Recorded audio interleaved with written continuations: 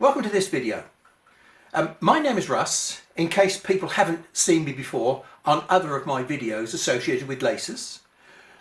This video is specifically aimed at all those people that own or are upgrading diode lasers. That's a bit presumptuous of me because I don't own a diode laser. What you see here is a CO2 laser, an RF CO2 laser that I built myself. But what I have done, I've adapted it because it only requires the XY drive mechanism with a diode head so that I can test diode technology on this machine. Now, as a retirement activity, I've been delving into the minutiae of CO2 lasers and fiber lasers. And it's only in the last year that I've started to investigate in great detail how diode technology works.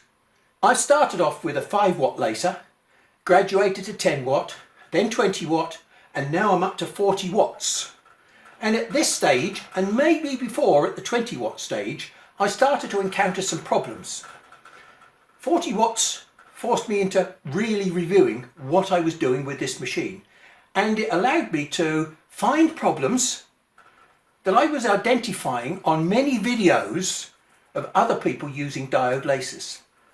And I have solved the problem on this machine, but many people with their diode lasers and problems that they may or may not see have got no idea how to solve them.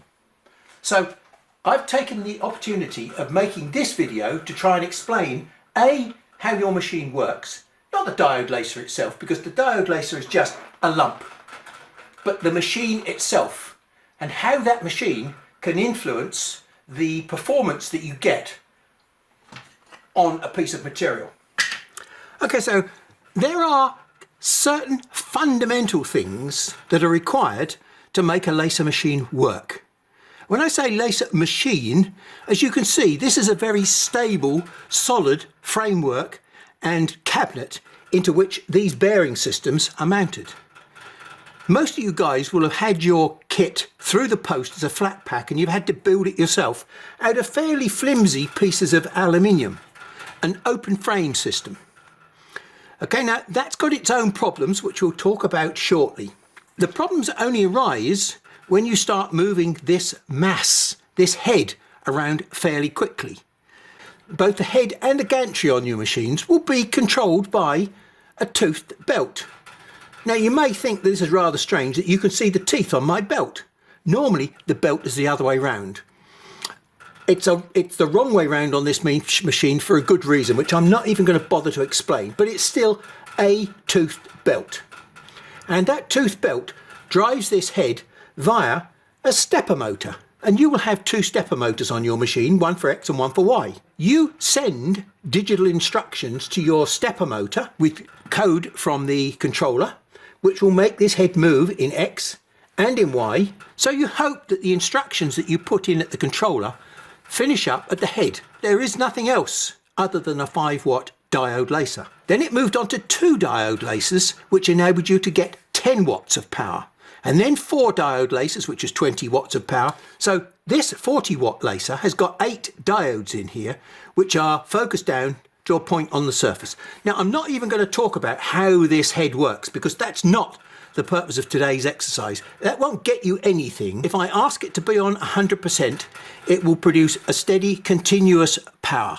I'm used to working in millimeters per second. The initial 5-watt lasers ran very, very slowly, and to make it sound good, they used to specify the numbers in millimeters per minute. Instead of 10 millimeters a second, it looked good to have 600 millimeters a minute. So I've been running this head at typically 200 millimeters a second, which is a pretty high speed. Some of your machines may be able to run that fast, some of them may not be, but it's only when you get to high speeds and heavy heads that you're going to start having a problem. So as you can see from these here, 5 watts is quite a dinky little toy.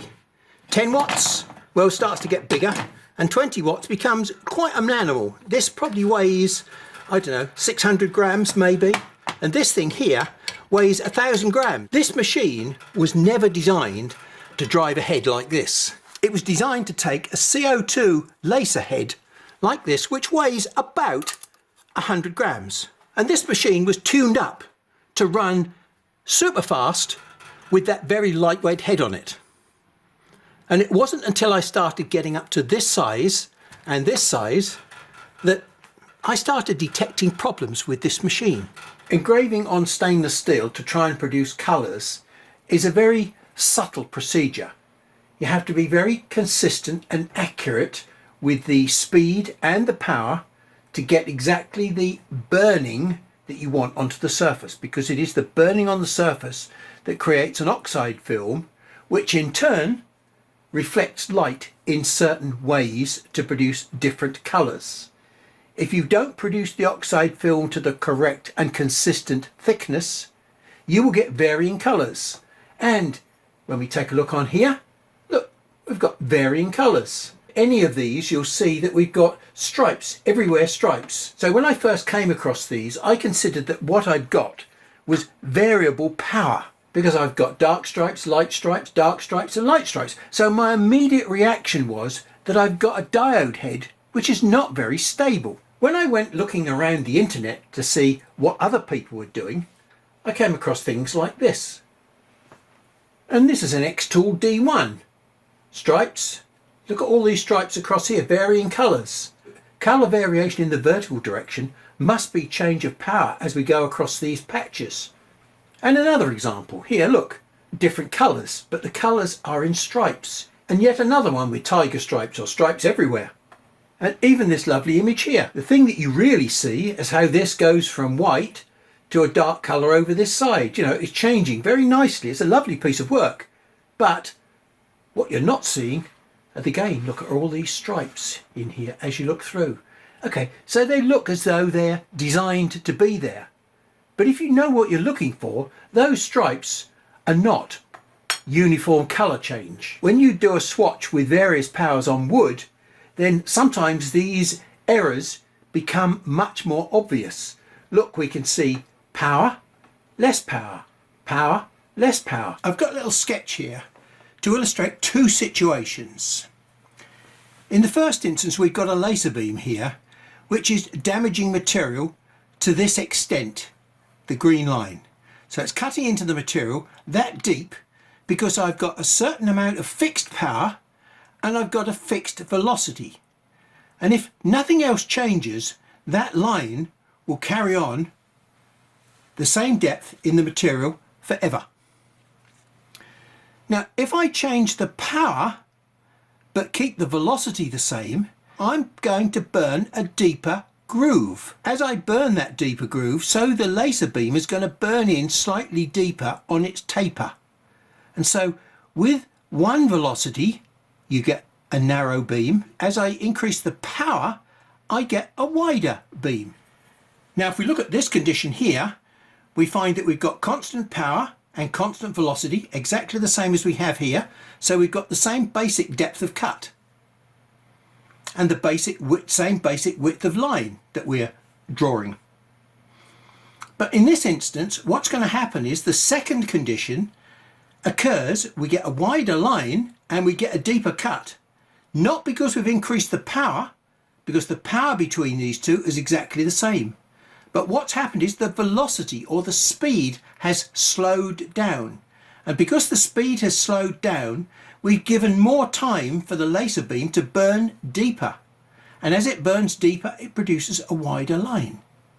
Two completely different conditions that produce the same result. This is going to be rather confusing when we try and analyse what we see.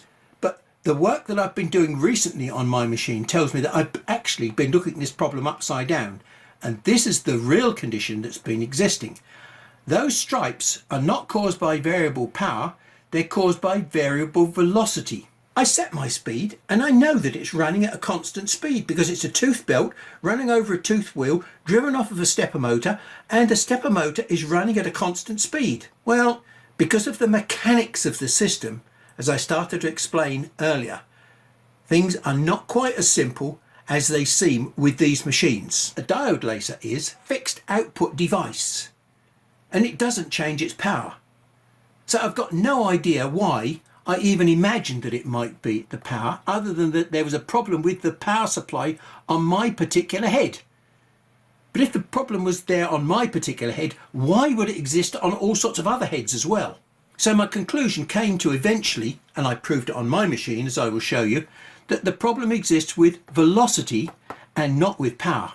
Now with the diode laser, if you assume that you've got constant power, the only way that you can see that you've got varying velocity is the thickness of the line or the blackness of the line.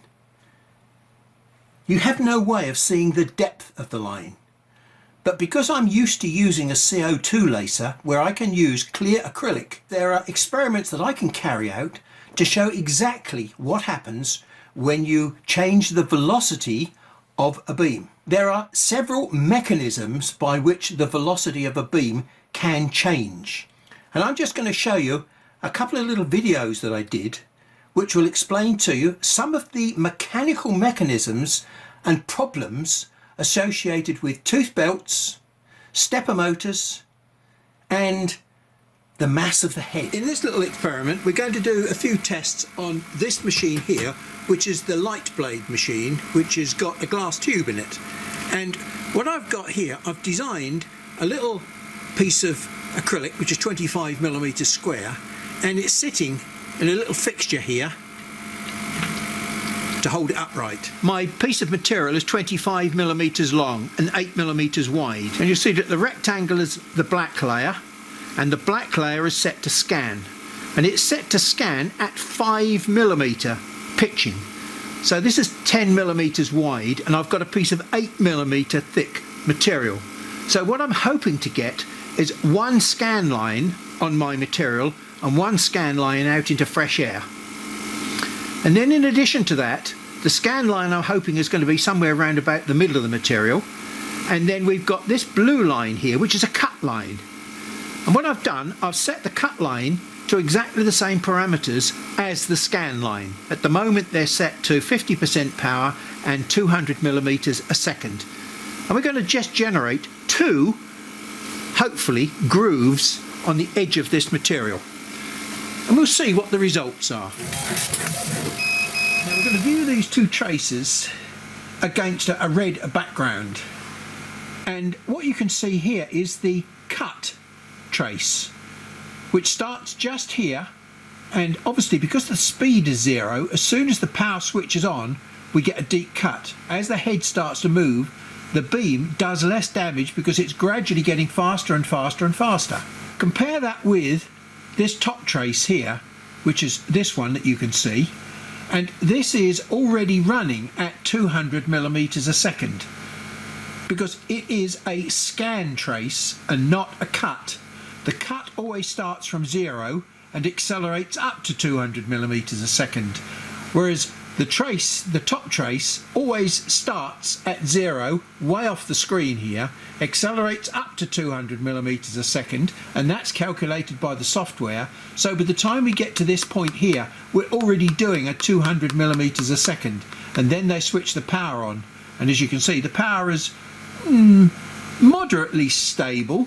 And as I move across the cut, you'll see that the top trace it's remaining pretty stable. There's a little bit of waviness there, but at no point does the bottom trace ever get as shallow as the top trace. And that tells me that I've never actually got to 200mm a second during that cut. And it is interesting to note that as we decelerate, we do not get the stepper motor pulses.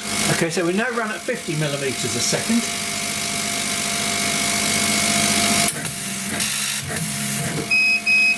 The one in the background is the cut line, and because we're running slower, it's getting up to speed quicker.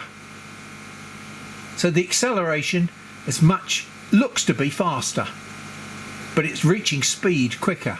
And once it's at speed, look at all those little knobs and blobs.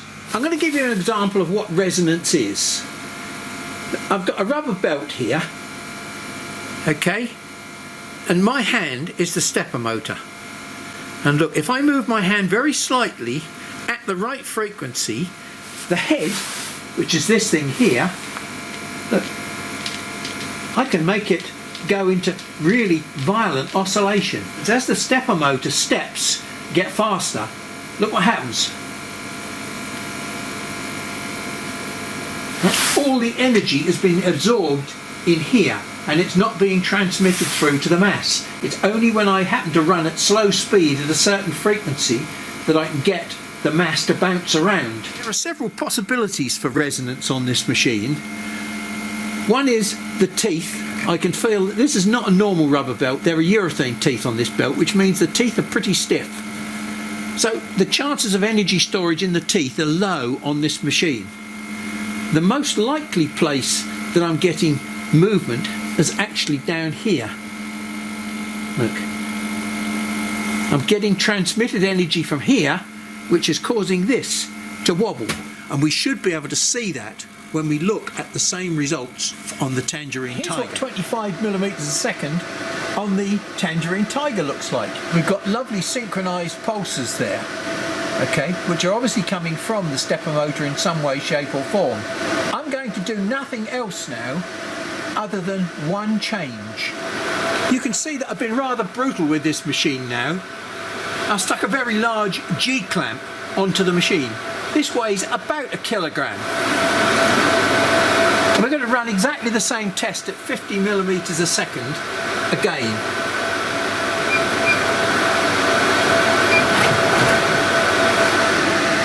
I'll tip them up so that we can see them both together. Look at the cut line in the background. It's accelerated up to speed, but where are the pulses?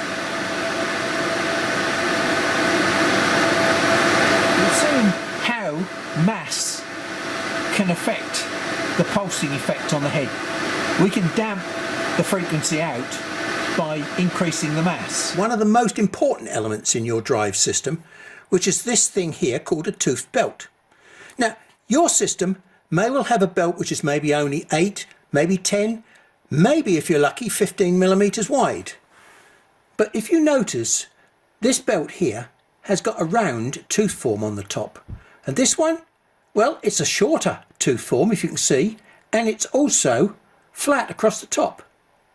Okay, this is called a trapezoidal tooth form, and this is called a high torque drive tooth form, HTD. These are called timing belts for a very good reason. It's because they were originally designed to replace the timing chain on automotive valve mechanisms, because chains are very noisy and these belts were very quiet. And in function, they were designed to drive in one direction only. These were never designed to work as a CNC control system driver. Why? Well, if we look at these belts very carefully, you'll see in the end there that this particular belt, this white belt, has got lots and lots of stainless steel cords that run round the belt, and they stop the belt from stretching. So that's how you get nice stiff drive in your belt. And this one hasn't got steel cords in it. This one has got probably Kevlar cords in it. The problem is the cord only runs across the back of the tooth. The tooth itself can actually wobble because it's got no cord strength in it at all. So if this is a rubbery material, you will be able to move the rubber in the same way that you can squeeze a rubber ball. So this tooth form is a not very stable tooth form. One of the reasons why I am not using this belt tooth form on my machine is because I want extra stability in the X-axis where I'm driving. I've got a much stiffer tooth form which doesn't deflect under load as much as this one does. And it doesn't matter if these deflect under load because they were designed for driving in one direction only. Now, driving in two directions for a CNC system presents a different set of conditions for these belts. These belts are super cheap. Combine that with a super cheap stepper motor, which are only a few dollars, and you have got a very, very convenient digital CNC control system for half the price of a puff of smoke. If you were to tackle this problem in a proper engineering way and maybe a servo control mechanism, the price would be somewhere through the roof. Don't get me wrong, it does the job.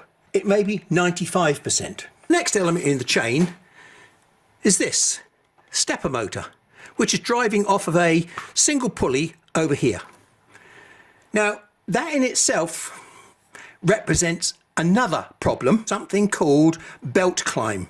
And I will show you what belt climb is. As the belt goes onto these teeth, it doesn't engage in the teeth properly. And so what it does, it hits the flank of the tooth to start with, and it actually lifts the belt up as it comes onto the tooth. And then when it comes off the tooth in the other direction, it drops down. Watch this belt in relation to something fixed in the background, or maybe the edge of this wheel, and you'll see the belt clearly climbing as it changes direction.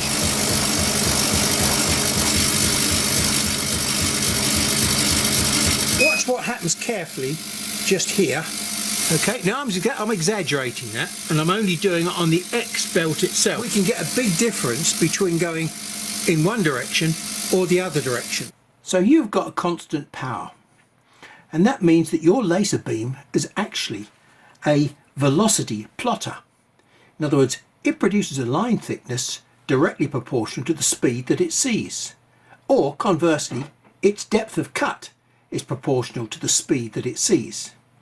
Now the problem with the belt climb is that it changes the position of the head when you travel to the left or to the right. They're different positions, so your scan lines will not necessarily line up. Now most systems will have something called a reverse scanning offset that you can build in, because that relationship is pretty fixed. But if you haven't got that relationship, then you're going to have to go with something called a single scanning. In other words, you're going to scan, scan, scan, as opposed to doing scan, scan, scan, scan. But belt climb also introduces another problem as well. Every time a belt tooth engages with a pulley tooth, there is a very slight change of velocity, and you may well find that you've got lines on your scan which are perfectly the same pitch as the tooth on your belt. Now this is a very obvious pattern when you see it. And then finally we've got this thing here, which we're not going to talk about other than to say it is a mass, a lump, which has got to be driven. Now the principle of any control system is very simple. Look, here I've got an input, which is my fingers, and I want to move this lump of metal by a specific amount. And so I'm using a steel rod, which has got 0 elasticity in it. So if I want to move it 5 millimeters, I put 5 millimeters in at this end, and I get 5 millimeters out. Okay, because it's separated, I can't pull it back 5 millimeters, but that's the point of these tooth belts. It works in both directions. If I try and do the same thing with a piece of rubber tube, this piece of material is absorbing the energy or the motion that I'm trying to put into the other end of it. So for a proper control system, we need 0 elasticity in the system. So when it comes to your computer telling this head what to do, it has to go through 2 or 3 mechanisms to get the end result down here. It has to convert the code into a digital number of steps to drive the stepper motor, and that stepper motor in turn has to transmit its motion through this. Well, this is a push and this is a pull, or vice versa. This is a continuous belt, even though this has got very stiff steel cords in here, and it's not a very long belt, as you can see. This is only a machine that's about 500 millimeters wide, which is not dissimilar to the size machines that many of you guys will have. There is a term which is both used in mechanical engineering and electronic engineering called ringing. If this was a bell and I hit the bell would ring. Ringing means it resonates, it vibrates at a certain frequency. This is a very stiff belt system on here, and so you wouldn't expect any ringing in this axis of the machine. So let's do something very silly, which you won't probably want to do on your machine. Here we go. Okay, so what you're seeing here is the side-to-side movement of the laser beam itself. As you can see, this is ringing, it's going boing. Now I specifically tapped this unit just here. which is pretty close to the belt. But of course, the mark that's being made is being made down here by the laser beam itself. This is a very rigid mounting system on here, where the actual mounting system here is not very far above the actual laser head itself. So there's not a huge amount of what they call cantilever or pendulum effect that's taking place off the mounting itself. So any motion that we see sideways is very unlikely to be coming from this mounting here. It could possibly be coming from stretch in the belt, which I very much doubt. My guess is that the motion that you're seeing here, even though this is very, very stiff, you can see that I can move it. This whole head has got mass. It's got, once it starts to move, it has something called inertia, which you can't just instantly stop. This particular machine is like the flimsy frame that you got with your diode laser. Because I've got rigidity in this machine, I should be able to start and stop this very quickly. And the only limitation normally would be the power of the stepper motor. And so I've got this machine set up for very, very rapid accelerations. So if I want to run this at 200 millimeters a second, it's probably only going to take about 2 or 3 millimeters to accelerate this head up to speed. And then it gets to the other end of its stroke, and at 2 or 3 millimeters, it stops, turns around and starts scanning in the other direction at 200 millimeters a second. So it's a bit like bumping into a brick wall when this thing stops. Okay, because I've got such a short distance to decelerate, stop and turn around. In other words, this has got very, very high acceleration factors set up on this machine at the moment. So I'm going to run a very small scanning program on here at the moment, and you'll see what the results are. Well, you can see all those vertical stripes and patterns. The stripes are actually caused by a thickening of the line. In other words, it looks as though there is a pulse of energy there. Or, remember, it might not be increased power, it might actually be decreased velocity. Will dig in and produce a black mark. But that's because I've got such huge accelerations on this head. This head is wobbling, and as it moves across, it's wobbling and adding plus and minus to the speed of motion. And when it's going minus to the speed of motion, it's slowing down and producing a deeper cut, or a blacker mark. I'm going to now manually draw a straight line by holding the pulse button down and the arrow button at the same time. It was very black when the speed was slow, and it fairly quickly got up to speed, and all of a sudden we've got a constant thickness line there, and I would say that it probably took maybe 3 millimeters, 4 millimeters to get up to speed.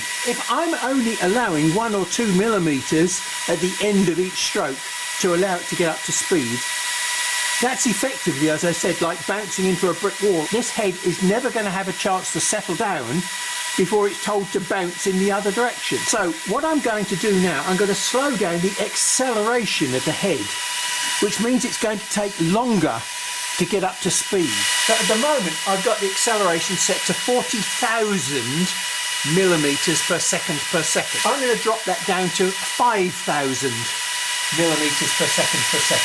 I've reduced the acceleration. It's going to have more over travel at the end of each scan stroke because I've allowed much greater time for the acceleration to take place. If you watch the head this time, you'll find that it's moving in a much more leisurely fashion.